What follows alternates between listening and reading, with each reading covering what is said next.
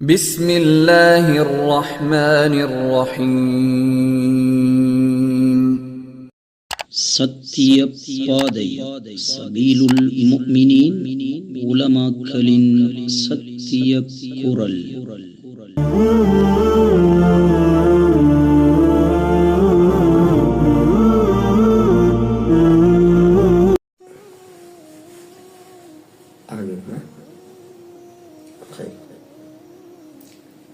Alhamdulillah, assalatu wassalamu ala rasulillah Muhammad sallallahu alayhi wa sallam ibn Abdullah wa ala alihi hizbillah wa ashabihi jundillah, amma ba'd.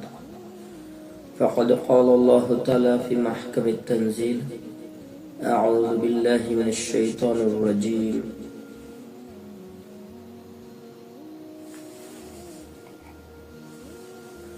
فلولا نفر من كل فرقة منهم طائفة ليتفقهوا في الدين. صدق الله مولانا. وعن أبي هريرة رضي الله تعالى عنه قال قال رسول الله صلى الله عليه وسلم من يريد الله به خيرا يفقهه في الدين، أو كما قال عليه الصلاة والسلام، رواه أحمد.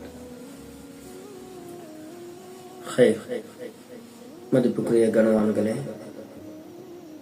பெரியார்களே, சகோதரர்களே, இது ஒரு online நிகழ்ச்சியாக இருந்தாலும் இதை பல பகுதிகளிலிருந்து நமது இலங்கை மக்கள் பார்த்து கொண்டிருந்தாலும் இது ஒரு தொடரான நிகழ்ச்சி என்பதை முதலில் நான் அறிய தருகின்றேன். இது ரமலானுடைய மாதம். கொஞ்சம் நேரம் கிடைக்கும் பொழுது உங்களுக்கு ஒரு அரை மணி தியாகத்தை இதற்காக ஒதுக்கிக் கொண்டால் நமது சுத்தம், நமது தொழுகை ஆகியவற்றை கொஞ்சம் இன்னும் தெளிவான முறையில் விளங்கிக் கொள்ள, படித்துக் கொள்வதற்கு ஒரு சந்தர்ப்பம் இதன் மூலம் உண்டாகும் என்று நான் நினைக்கிறேன். இன்ஷா அல்லாஹ். அல்லாஹ் நம் அனைவருடைய நோக்கத்தையும் பரிபூர்ணமாக்கி வைப்பானாக. மதிப்புக்குரிய கனவான்களே, ஒவ்வொரு மஜ்லிஸ்க்கும் ஒரு விளக்கம் இருக்கும். தஃப்சீர் உடைய மஜ்லிஸ் என்று சொன்னால் அது குர்ஆனுடைய விளக்கம். ஹதீஸ் உடைய மஜ்லிஸ் என்று சொன்னால் அது ஹதீஸ் உடைய விளக்கம். ஃபிக்ஹ் உடைய மஜ்லிஸ் என்று சொன்னால் அது எதன் விளக்கம் என்பதை ஒரு தஆருஃப், ஒரு முகத்திமா, ஒரு இன்ட்ரோடக்ஷனை இன்று நாம் தெரிந்து கொள்வது பொருத்தம் என்று நினைக்கின்றேன். இன்ஷா அல்லாஹ் ஒவ்வொரு நாளும் அரை மணி தியாகங்கள் மாத்திரம் இந்த நிகழ்ச்சி நடைபெறும். இந்த அமைப்பில் ஃபிக்ஹ், அல் ஃபிக்ஹ் என்று சொல்லக்கூடிய இந்த அரபு பதம் இரண்டு விதமாக பார்க்கப்படுகின்றது. ஒன்று லுகத்தன், அதனுடைய சொல்லுக்கான கருத்து. இரண்டாவது இஸ்திலாஹன், பழக்கத்தில், புழக்கத்தில் உள்ள கருத்து. ரெண்டு விதமான கருத்துக்கள் பார்க்கப்படும். இது எது போன்று சொன்னால், உதாரணமாக தொழுகைக்கு சொல்வது போன்று. தொழுகை என்று சொன்னால், அஸ்ஸலா என்று சொன்னால் சொல் கருத்து அத்துஆ, பிரார்த்தனை செய்து என்று வரும். ஆனா நாங்க யாருமே துஆ கேட்க போற நேரம் தொழுந்துட்டு வார என்று சொல்றது. ஆனா தொழுகை என்றது வேற ஒன்று இருக்கிறது. இஸ்திலாஹன், புழக்கத்துல அதுக்கு வேற ஒன்று இருக்கிறது. அஃஆலுன் வ அக்வாலுன் முஃப்ததிஹத்துன் பித்தக்பீரத்தில் இஹ்ராமி வ முஃப்ததிமத்துன் பித்தஸ்லீம். தக்பீரத்துல் இஹ்ராமை கொண்டு ஆரம்பித்து சலாத்தை கொண்டு முடிக்கக்கூடிய சில குறிப்பான சொற்களும் செயல்களும் சேர்ந்ததுதான் தொழுகை. இதுதான் இஸ்திலா. இன்னொரு மாதிரி உங்களுக்கு விளக்கப்படுத்துறதா இருந்தா, சொல்லுக்கென்று ஒரு கருத்து இருக்குது, புழக்கத்தில் ஒரு கருத்து இருக்குது. எங்களை நடைமுறை பாசையில சொல்லுவாங்க, நடைமுறை பாசையில சொல்வதாக இருந்தால் பாய் என்று சொல்லுவாங்க. இவ பாய் என்று சொல்ற நேரம் மேலேந்து கீழே குதிக்கிறதுக்கும் பாய் என்று தான் சொல்றது. அதே போல விரிச்சு நம்ம தூங்குற பாய்க்கும் பாய் என்று தான் சொல்றது. அப்ப எந்த கட்டத்துல எதுக்கு சொல்லுறதுன்றதை நாங்க விளங்கிக்கணும். அப்படித்தான். இன்னொரு மாதிரி சொல்வதாக இருந்தால், ஒரு ஸ்விமிங் பூலுக்கு போறாங்க. போனவுடன் இப்ப கோச்சர் சொல்றாரு பாய். இந்த நேரத்துல யாரும் திரும்பி எங்கேயாவது பாய் விரிச்சிருக்கான்னு தேடுறது இல்லை. ஸ்விம்மிங் பூலுக்கு போறோம், முன்னால தண்ணி இருக்குது, மேல நிக்கிறோம். இந்த நேரத்துல பாய் என்று சொன்னால் அதோடைய பொருள் தண்ணியில பாய்கிறது தான். தூங்குறதுக்கு ரெடி ஆகிறோம், வீட்டுக்குள்ள இருக்கிறோம், இந்த பாய் என்று சொல்ற நேரம் அப்ப அங்க பாய்கிறது பொருள் இல்ல, தூங்குற பாய். இடத்துக்கேற்ற புழக்கம் வேறுபடும். தெளிவா விளங்கி நினைக்கிறேன். இதே போலதான் ஃபிக்ஹ் என்று சொல்லும் பொழுது ஃபஹிம விளங்கினான் என்று பொருள். மை யுரிதில்லாஹு பிஹி கைரன் யுஃபக்கிஹு ஃபித்தீன். ஹபீப் ஸல்லல்லாஹு அலைஹி வஸல்லம் சொன்னாங்க, யாருக்கு அல்லாஹ் நலவ நாடுறானோ அவனுக்கு மார்க்கத்தில் விளக்கத்தை கொடுப்பான். மார்க்கத்தில் விளக்கத்தை கொடுப்பான். இது ஃபிக்ஹுக்கு சொல் கருத்து. அந்த இடத்துல ரசூலுல்லாஹ் அப்படி சொன்னாங்க. இஸ்திலாஹன் புழக்கத்தில் உள்ள கருத்து, விளக்கமான கருத்து என்னன்னு சொன்னால், எங்களோட புழக்கத்தில் உள்ள கருத்து,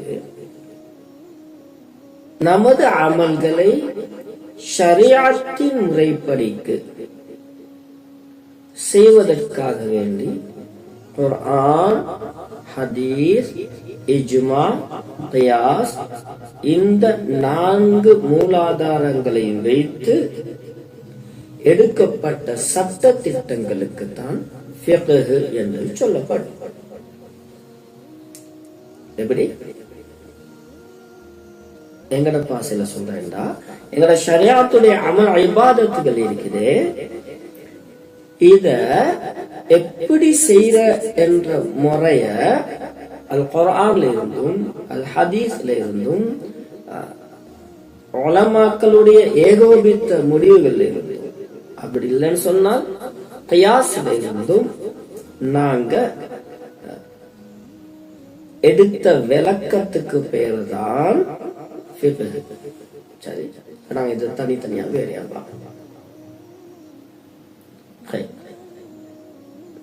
விளங்கிக்கும் நினைக்கிறேன். இப்ப இதுல முதலாவது நம்ம குர்ஆன் எடுத்துக்கொண்டோம்னு சொன்னால், ஃபிக்ஹ் முதலாவது குர்ஆன்ல தான் பார்க்கலாம். சில விஷயங்கள்ல குர்ஆன் தெளிவா ஹராத்த ஹராம் என்றும் ஹலால ஹலால் என்றும் சொல்லியிருக்கோம். தொழுக ஃபர்லு என்றத குர்ஆன் தெளிவா சொல்லிருச்சு. இல்ல மறுபடியும் நாங்க ஹதீஸுக்கு போக தேவையில்லை. ஆனா எப்படி தொழ வேணும் என்றதுக்கு நாங்க ஹதீஸ்க்கு வந்ததுதானா, சரிதானே? இப்ப உதாரணத்துக்கு போதை பொருள் ஹராம் என்ற விஷயத்தை அல்லாஹ் குர்ஆன்ல தெளிவா சொல்லிட்டான். யா அய்யுஹல்லதீன ஆமனூ இன்னமல் ஹம்ரு வல் மைசிரு வல் அன்ஸாபு வல் அஸ்லாமு ரிஜ்சும் மின் அமலிஷ் ஷைத்தான் ஃபஜ்தனிபூஹு லஅல்லகும் துஃப்லிஹூன் என்று தெளிவா அல்லாஹ் சொல்லிட்டான். போதை, சூது இவைகள் அனைத்துமே ரிஜ்சுன் மின் அமலிஷ் ஷைத்தான், ஷைத்தானுடைய அசிங்கங்களில் நின்றும் அசுத்தத்தில் நின்றும் உள்ளது. ஃபஜ்தனிபூஹு அவற்றை நீங்கள் தவிர்ந்து கொள்ளுங்கள், விட்டு விடுங்கள் என்று அல்லாஹ் சொல்லிட்டார். எனவே போதை பொருள் ஹராம் என்றது குர்ஆன்ல தெளிவா வந்திருக்கிறது. அதே போல வட்டியுடைய விஷயத்த அஹல்லுல்லாஹு பைஅ வ ஹர்ரம ரிபா, அல்லாஹ் வியாபாரத்தை ஹலாலாக்கினான், வட்டியை ஹராம் ஆக்கிவிட்டான் என்று தெளிவா வந்திருக்கு. எனவே இது குர்ஆன்ல தெளிவா வந்துட்டு சொன்னால் அந்த குர்ஆன் வசனம் மட்டுமே எங்களுக்கு போதும். அதே போல பெண்களுடைய ஆடை, ஒரு பொம்பளை எவ்வளவு மூட வேண்டும் என்றதை கேட்டா, யா அய்யுஹன் நபியு குல் லி அஸ்வாஜிக வ பனாதிக வ நிசாஇல் முஃமினீன யுத்னீன அலைஹின்ன பிஜலாபிபிஹின்ன, ஓ நபியே, உங்கள் மனைவிமார்களுக்கும் தான், உங்கள் பிள்ளைகளுக்கும் தான், அனைத்து ஈமான் கொண்ட பெண்களுக்கும் தான் அவர்களுடைய முகமூடிகளை தொங்க விட்டுக் கொள்ளும்படி சொல்லுங்கள் என்று தெளிவா குர்ஆன் ஒரு பொம்புல தன்னுடைய முகத்தை மறைக்கணும் என்று சொல்லிருச்சு. சரி, அப்ப இதுக்கு அடுத்த கட்டம் தாங்க போக தேவை இல்லை. இதனால்தான் முதலாவது குர்ஆன எடுக்கப்படுது. சரிதானே? இரண்டாவது மூலாதாரம் ஹதீஸ். இப்ப நான் ஆரம்பத்துல சொன்ன மாதிரி சில சட்டங்கள் குர்ஆன்ல சுருக்கமா வந்திருக்கும், அதோடைய விளக்கம் குர்ஆன்ல இருக்காது. அப்ப நாங்க ஹதீஸுக்கு நாங்க திரும்பி போவோம். உதாரணத்துக்கு தொழுங்க என்ற கட்டளை குர்ஆன்ல வந்திருக்குது, ஆனா எப்படி தொழணும் என்றத குர்ஆன்ல உங்களுக்கு பார்க்கலாம். எப்படி தக்பீர் கட்டணும், எப்படி கியாம்ல நிக்கணும், எப்படி ருக்குக்கு போகணும், எப்படி சுஜூதுக்கு போகணும், தக்பீரத்துல் இஹ்ராம் கட்டின பின்னால என்ன ஓதணும், ருக்குல என்ன ஓதணும், சுஜூதுக்கு போகும்போது என்ன செய்யணும், நிலைக்கு வரும் பொழுது சமி அல்லாஹு லிமன் ஹமிதா சொல்றதா, அல்லாஹு அக்பர் சொல்றதா, இதை எல்லாமே நீங்க குர்ஆன்ல பார்க்கலாது. இதுக்கு எங்க போகணும்? அடுத்த ஸ்டெப் ஹதீஸுக்கு வரணும். ஹபீப் ஸல்லல்லாஹு அலைஹி வஸல்லம் சொன்னாங்க, சல்லு கமா ரஅய்துமூனி உஸல்லி என்று சொன்னாங்க. நான் எப்படி தொழுறேனோ அத மாதிரி தொழுங்க என்று சொன்னாங்க. இப்ப எப்படி தொழணும் என்ற முறைய ஹபீப் ஸல்லல்லாஹு அலைஹி வஸல்லம் காட்டி கொடுத்தாங்க. எனவே ஃபிக்ஹ் என்ற நேரம் தொழுகை கடமை என்பதற்கு நாங்க குர்ஆன்ல இருந்து வந்தோம், எப்படி தொழ வேண்டும் என்பதை நாங்க ஹதீஸ்ல இருந்து வந்தோம். அதே போல ஹஜ் கடமை என்பதை குர்ஆன்ல இருந்து விளங்கினோம், எப்படி ஹஜ் செய்யணும் என்பதை ஹபீப் ஸல்லல்லாஹு அலைஹி வஸல்லம் சொன்னாங்க, ஹுது அன்னி மனாசிகக்கும், ரவால் புகாரி, உங்களுடைய ஹஜ்ஜை என்னில் இருந்து பெற்றுக்கொள்ளுங்கள் அப்படின்னா ரசூலுல்லாஹ் ஹஜ்ஜை செஞ்சு காட்டினாங்க. எனவே குர்ஆன்ல பார்க்கிறோம் ஹஜ் செய்யுங்க வந்திருக்குது, எப்படி செய்யறன்றத ஹபீப் ஸல்லல்லாஹு அலைஹி வஸல்லம் அவங்க காட்டி தந்தாங்க. அதே நேரத்துல இன்னொரு விஷயத்தை நாங்க விளங்குறோம், அல் குர்ஆன்ல வந்ததுக்கு விளக்கம் மட்டும்தான் ஹதீஸ் வைக்கின்ற அர்த்தம் இல்ல. சில கட்டத்துல ஹபீப் ஸல்லல்லாஹு அலைஹி வஸல்லம் அவங்க அல் குர்ஆன்ல வராத சில விஷயங்களையும் சொல்லுவாங்க. உதாரணத்துக்கு ஆண்களுக்கு தங்கம் ஹராம் என்ற விஷயம் அல் குர்ஆன்ல வரல, ஆனா ஹதீஸ்ல வந்திருக்குது. இது ஹராம் என்ற விஷயம் தெளிவா வந்திருக்குது. எனவே இது போன்ற கட்டங்கள்லயும் நாங்க என்ன செய்வோம், அதை நாங்க கட்டாயம் எடுத்துக்கொள்வோம். அப்ப சுருக்கம் என்ன, அல் குர்ஆன்ல வந்ததை எடுப்போம். இரண்டாவது, அல் குர்ஆன்ல சுருக்கமாக வந்திருந்தால் அதனுடைய விளக்கத்தை ஹதீஸ்ல இருப்போம். மூணாவது, அல் குர்ஆன்ல சில விஷயம் வராவிட்டாலும் ஹபீப் ஸல்லல்லாஹு அலைஹி வஸல்லம் அவருடைய சஹீஹான ஹதீஸ்ல வந்த விஷயங்களையும் நாங்க எடுப்போம். இதனால தான் முதலாவது அல் குர்ஆன், இரண்டாவது அல் ஹதீஸ். மூணாவது இஜ்மா. இஜ்மா என்றால் என்ன? வார போறவங்க இல்ல, உலமாக்கள், மார்க்க அறிஞர்கள் ஒரு மார்க்க தீர்ப்பு எடுக்கிறாங்க, ஆனா அது குர்ஆன்லயும் சொல்லப்பட்டில்ல, ஹதீஸ்லயும் ரசூலுல்லாஹ் சொல்லி இல்ல. இந்த நேரத்துல மார்க்க அறிஞர்கள் எல்லோரும் சேர்ந்து, ஒன்று ரெண்டு தவிர்ந்திருக்கும், அந்நாதிரு கல் அதம் என்பாங்க. ஒன்று ரெண்டு விதிவிலக்கா இருந்தால் அதை ஏற்றுக்கொள்ள இயலாது. ஏகோபித்த ஏகமானதான என்னது மார்க்க அறிஞர்கள் ஒன்று சேர்ந்து இது சரி என்ற ஒரு முடிவை எடுப்பாங்க. எடுத்தால் அது சரிதான். மார்க்க அறிஞர்கள் ஏகமானதாக எடுக்கக்கூடிய முடிவு. இந்த இஜ்மாவுடைய முடிவு எடுக்கிறது சஹாபாக்கள் காலத்திலேயும் இருந்துச்சு. அதே போல சமகாலத்துல குளோரினுடைய சட்டம் என்ன என்ற ஒரு ஃபிக்ஹ் சட்டம் வந்துருச்சு. இப்ப குளோரினை தண்ணியில கலந்துட்டா அதுல ஒரு வாசம் ஒன்று வருது. ஒரு வாசம் ஒன்று வருது. சுவை மாறாவிட்டாலும் ஒரு வாசம் ஒன்று வருது. அதே போல அதோடைய நிறமும் மாறுது. கொஞ்ச நேரத்துக்கு பின்னால சரியாகுது. சரி, இப்ப ஒரு கேள்வி. குள்ளத்திற்கு அதிகமான தண்ணீர் மனம் நிறம் சுவை மாறிவிட்டால் அந்த தண்ணிய பாவிக்க இயலாது. ஆனா குளோரின் போட்ட தண்ணிய நீங்க எடுத்து பார்த்தா இல்ல குளோரின் வாசம் அடிக்கும். எனவே குளோரின் போட்ட தண்ணிய பாவிக்க இயலுமா என்று வந்து நேரம் ஏகமானதாக ஃபத்வா ஆலமுல் இஸ்லாமியா போன்ற பெரும் பெரும் ஃபத்வா நிறுவனங்கள் பெரும் பெரும் உலமாக்கள் ஏகமானதாக சேர்ந்து ஒரு முடிவெடுத்தாங்க.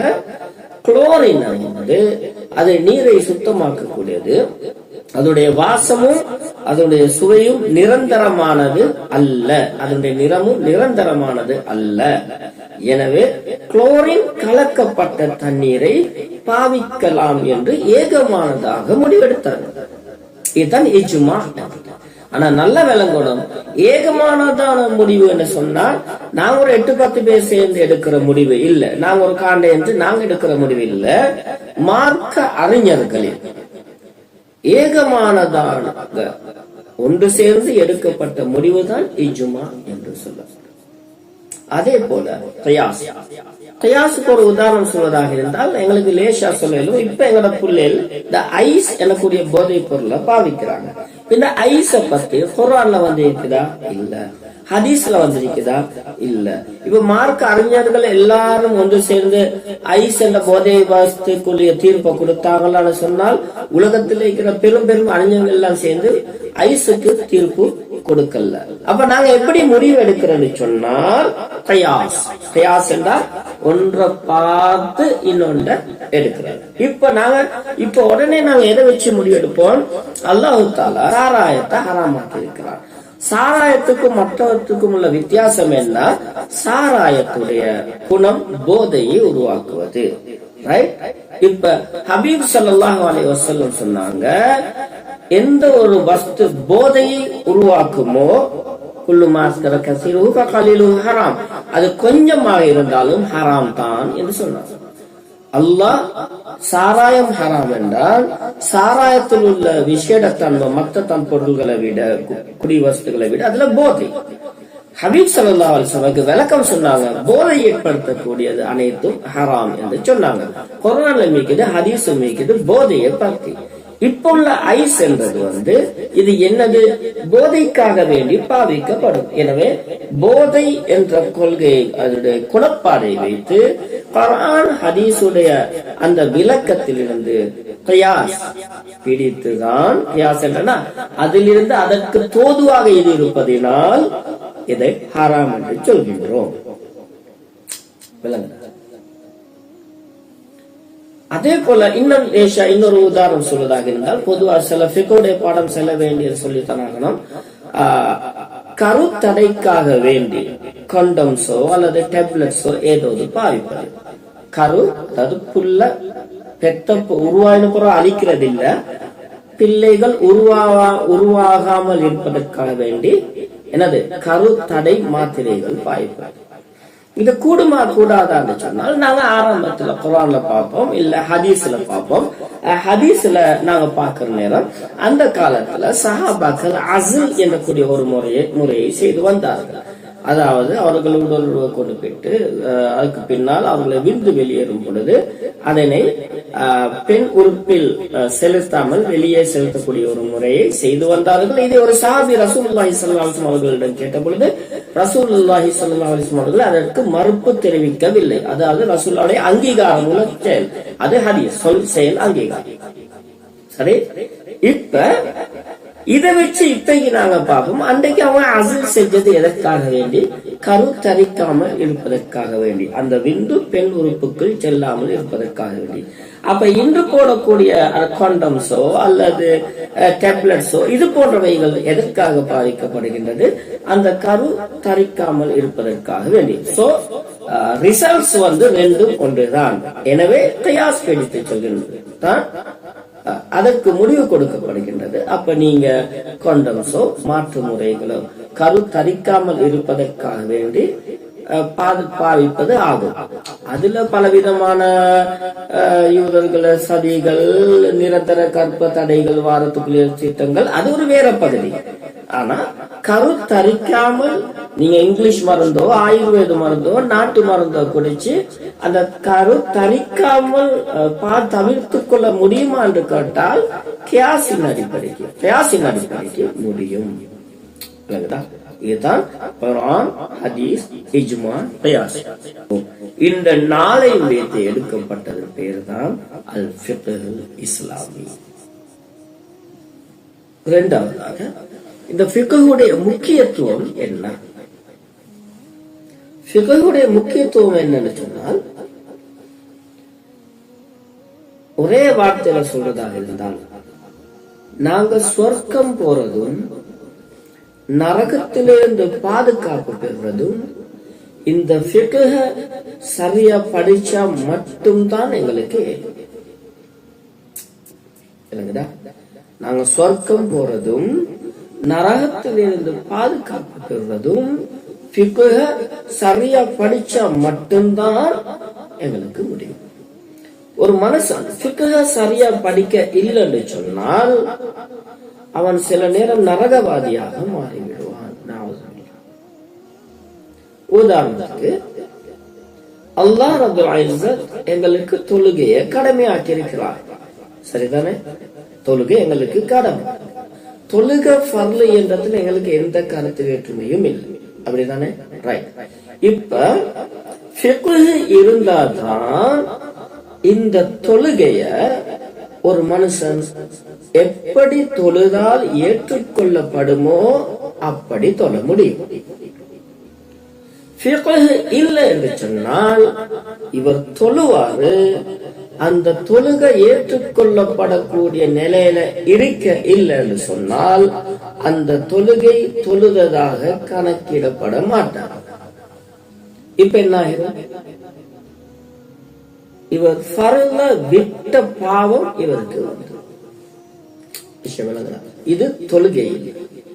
எங்களோட ஆடையுடைய விஷயத்தை எடுத்துக்கணும். ஆடையில ஒரு மனிதர் கரண்டை காலுக்கு கீழால் ஆடை அணிந்து தொழுதால் அவருடைய தொழுகை ஏற்றுக்கொள்ளப்பட மாட்டார். இப்ப ஒரு மனிதர் என்ன செய்யறாரு? கரண்டை காலுக்கு கீழால ஆடை அணிகிறார். ஆடையுடைய ஃபிக்ஹ் என்ன? அவுரத்தை மறைச்சிருக்கும். ஆண்கள் கரண்டை காலுக்கு மேலால் கீழாடையை அணிந்திருக்கும். அதாவது எங்க ட்ரௌசரோ அல்லது பாட்டமோ அல்லது சாரமோ கரண்டை காலுக்கு கீழால் அணிந்திருக்க கூடாது. இப்ப இந்த ஃபிக்ஹ் தெரியாட்டி இவர் தொழுகிறத சரியா தொழுவாரு. ஆனா ஆடையுடைய ஃபிக்ஹ் தெரியாததால இவர் கரண்டை காலுக்கு கீழால போய் ஆடை அணிந்துட்டு தொழுந்தார் என்று சொன்னால் அவருடைய தொழுகை ஏற்றுக்கொள்ளப்பட மாட்டார். இந்த ஃபிக்ஹுடைய சட்டங்கள் என்பது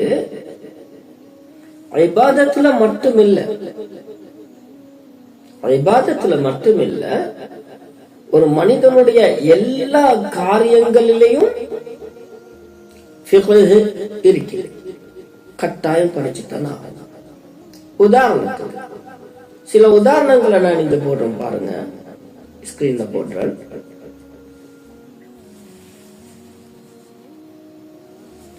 அல் இபாதத் வணக்க வழிபாடுகள்ல ஃபிக்ஹ். அல் அஹ்வால் ஷஃப்ஸியா மனிதனுடைய ஒவ்வொரு நிலைகளிலே மனுஷ வாழ்க்கையில ஒவ்வொரு கட்டங்களை மாற, ஒன்று போறது, ரெண்டு போறது, சாப்பிடுறது, குடிக்கிறது, தின்றது, எல்லாத்திலையும் ஃபிக்ஹ் இருக்குது. முஆமலாத், மனிதனுடைய கொடுக்கல் வாங்கல்ல ஃபிக்ஹ் இருக்குது. அஸ்ஸியாசியா, அது இஸ்லாமிய நாடாக இருந்தால் அரசியலில் ஃபிக்ஹ் இருக்கிறது. அல் உகூபாத், அதே போல இஸ்லாமிய நாடாக இருந்தால் தண்டனைக்குரிய ஹத்துகள்லையும் ஃபிக்ஹ் இருக்குது. அல் அஹ்லாக், மனுஷனுடைய பண்புகள்லையும் ஃபிக்ஹ் இருக்குது. ஹயாத்துல் அஃப்ராத் வல் முஜ்தமிஆத், தனிப்பட்ட மனித வாழ்க்கை, சமூக வாழ்க்கை, அனைத்திலையும் ஃபிக்ஹ் இருக்குது. சுப்ஹானல்லாஹ். இதை விட்டு வெளியே ஒன்றும் இல்லை. ஃபிக்ஹ் இல்லாம என்னோட வாழ்க்கை இல்லை. ஒவ்வொன்றுக்கும் லேச உதாரணத்தை சொல்ற பாருங்க. ஒன்று அது இபாதத். இத பாருங்களேன், வுலு, தொழுகை, ஜகாத், ஹஜ், நோம்பு, இது எல்லாத்துலயும் சட்ட திட்டங்கள் இருக்கிறதா இல்லையா? அப்ப இபாதத்துல ஃபிக்ஹ் இருக்கு. இரண்டாவது பாருங்க, அல் அஹ்வால் ஷக்ஸியா, மனிதன் வாழ்க்கையில் நிகழக்கூடிய அனைத்து நிகழ்வுகளையும். நான் சும்மா லேசா சொல்லிட்டு வரேன். ஒரு புள்ள பிறந்துட்டா அந்த பிள்ளைக்கு பேர் வைக்கிறதுடைய ஃபிக்ஹ், அந்த பிள்ளைக்கு தலை இறக்கிறதுடைய ஃபிக்ஹ், அந்த பிள்ளைக்கு ஹத்னா செய்யறதுடைய ஃபிக்ஹ், அதே போல அந்த புள்ள பெருசாவிட்டுன்னா அந்த பிள்ளைக்கு எப்படி படிச்சு கொடுக்கணும் எனக்கூடிய ஃபிக்ஹ், அதே போல அந்த புள்ள பெருசாயினா அந்த பிள்ளைக்கு எப்படி நிக்கா செஞ்சு வைக்கணும் எனக்கூடிய ஃபிக்ஹ். கடைசியில இப்ப பிள்ளைய பெத்த உமா வாப்பா மௌத்தா போயிட்டான்னு சொன்னால் அவங்கள எப்படி அடக்கம் செய்யக்கூடியது ஃபிக்ஹ், இப்படி தொழில் செய்யக்கூடிய ஃபிக்ஹ், வியாபாரம் செய்யக்கூடியது ஃபிக்ஹ் என்று மனுஷனுடைய தனிப்பட்ட வாழ்க்கையில் ஒவ்வொரு மனித வாழ்க்கையிலும் நடக்கக்கூடிய அனைத்து நிலைகளுக்கும் ஃபிக்ஹ் இருக்கு. நாங்க இன்னைக்கு சாதாரணமா தொழுகைக்கு, நோம்புக்கும், ஹஜ்ஜுக்கு மட்டும் பார்த்து கொண்டிருக்கிறோம் இல்லையா? அதே போல மூணாவது பாருங்க, அஸ்ஸியாசியா, இஸ்லாமிய ஹிலாஃபத்தாக இருந்தால் அந்த ஹிலாஃபத் எப்படி தேர்ந்தெடுக்கப்படணும், அதனுடைய ஆளுநர் எப்படி இருக்கணும், அதனுடைய ஆட்சியாளர்கள் எப்படி இருக்கணும், அவருடைய சட்டங்கள் எப்படி வகுக்கப்படணும், இதுக்கும் ஃபிக்ஹ் இருக்குது. அதே போல உகூபா, இஸ்லாமிய ஆட்சி உள்ள நாடுகளாக இருந்தால் எந்த ஒரு களவு எடுத்துட்டா அவருக்கு எப்படி அவருக்கு கையை வெற்றதாக இருந்தால் அதுக்குரிய நிபந்தனை என்ன, விபச்சாரம் செஞ்சுட்டா அதுக்கு ஹத்தடிக்கிறதாக இருந்தால் அதுக்குரிய நிபந்தனை என்ன, இப்படி தண்டனைக்குரிய கட்டங்கள்லயும் நிலைகள்லயும் ஃபிக்ஹ் இருக்குது. அடுத்தது அல் அஹ்லாக், மனுஷன் மற்றவங்களோட பண்பா நடக்கக்கூடிய ஃபிக்ஹ். ஒரு தாயோட பண்பா நடக்கணும், அது எந்த அளவு நடக்கணும், எப்படி நடக்கணும். ஒரு மனைவியோட நடக்கணும் பண்பாக, அது எப்படி எந்த அளவு. ஒரு வியாபாரியோட நடக்கும் பொழுது எந்த அளவு, ஒரு அந்நியனோட நடக்கும் பொழுது ஒரு எந்த அளவு, ஒரு குழந்தையோட நடக்கும் பொழுது எந்த அளவு என்பதை எங்களோட பண்புகளுக்கு கூட ஃபிக்ஹ் இருக்குது. சுப்ஹானல்லாஹ். நாங்க ஒரு ஆம்பளை ஒரு ஆண் என்ன செய்யறோம், எங்களை நண்பர் என்று சொல்லி எங்களை ஆணை எங்களுக்கு ஃப்ரெண்ட் ஆக்கி கொள்ளுகிறோம். எங்களோட ஃப்ரெண்ட்ஷிப் உடைய ஃபிக்ஹ். ஆண் ஒரு ஃப்ரெண்டாக இருக்கலாம், ஆனா அதே நேரத்துல ஒரு பெண் ஃப்ரெண்டாக எங்களுக்கு அஜ்னபியானவங்க எங்களுக்கு ஃப்ரெண்டாக இருக்க இயலாது. இது அஹ்லாக்குடைய ஃபிக்ஹ். இதே போலதான் ஹயாத்துல் அஃப்ராத் வல் முஜ்தமிஆத், தனிப்பட்ட வாழ்க்கையுடைய ஃபிக்ஹ். ஒரு மனுஷன் தனிப்பட்ட முறையில வாழணும், அப்படி அவர் எப்படி நடந்து கொள்ளணும், இதுக்குரிய ஃபிக்ஹ். அதே போல சமூகத்தோட வாழும் பொழுது நடக்கூடிய ஃபிக்ஹ் என்ன.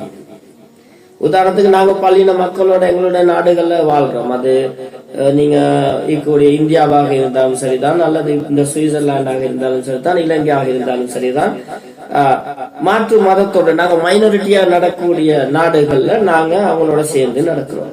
அல்லது துபாய் போன்ற நாடுகள்ல நாங்க மெஜாரிட்டி ஆகக்கூடிய நாடுகள்ல மைனாரிட்டியோட சேர்ந்து நடக்கிறோம்.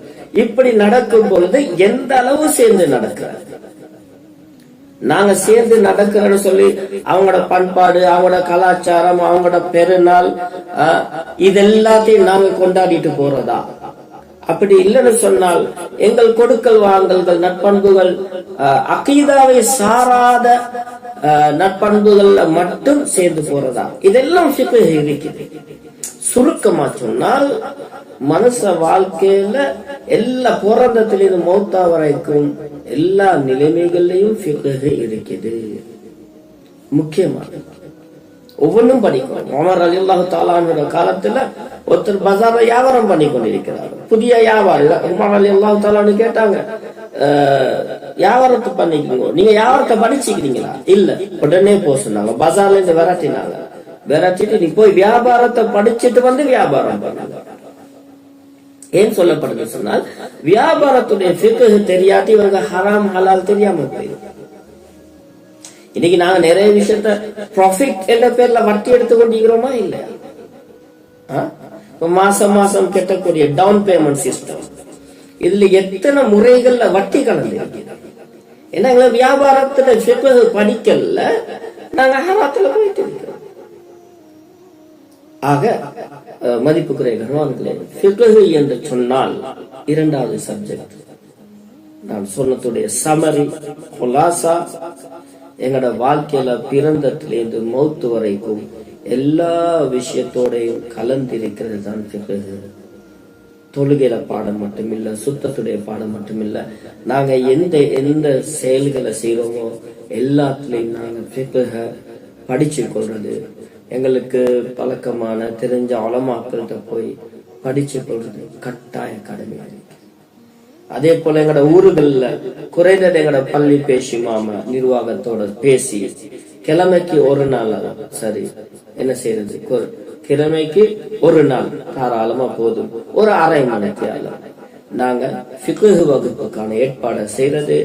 அன்றாட புள்ள பிறந்தத்துல இருந்து மௌத்து வரைக்கும் உள்ள அந்த ஃபிக்ஹ் சட்டங்களை செய்து வருவோம் என்று சொன்னால் இன்ஷா அல்லாஹ் 1 வருஷம் 2 வருஷம் தொடர்ந்து ஒரு மனிதர் அந்த வகுப்புக்கு வரும் பொழுது பெருசா உலமாக்கள் அளவுக்கு இல்லாட்டியும் தன்னுடைய வாழ்க்கைக்கு தேவையான ஃபிக்ஹ் சட்டங்களையாவது படித்துக் கொள்வார். இன்ஷா அல்லாஹ் உறுதியாவுடைய நியத் வைப்போமா? இன்ஷா அல்லாஹ் எங்கட மஹல்லாக்கள்ல நிர்வாக சபையை பேசி பள்ளி பேசி மாமையும் நாங்க பேசி என்ன செய்யறது, குறைந்தது வாரத்துக்கு ஒரு நாள் ஒரு அரை மணி நேரம், மிச்சம் ஒரு அவர் 2 அவர் அழுத்து போயிடும். நாங்க ஃபிக்ஹ் வகுப்புண்டா ஆரம்பிச்சு கொடுத்தோம். இன்ஷா அல்லாஹ் அடுத்த பாடத்துல நாங்க சுத்தத்தை பத்தி பார்ப்போம். சுப்ஹானல்லாஹி வ பிஹம்திஹி அஷ்ஹது அல்லா இலாஹா இல்லல்லாஹ் அஸ்தக்ஃபிருக வ அத்தூபு இலைக்.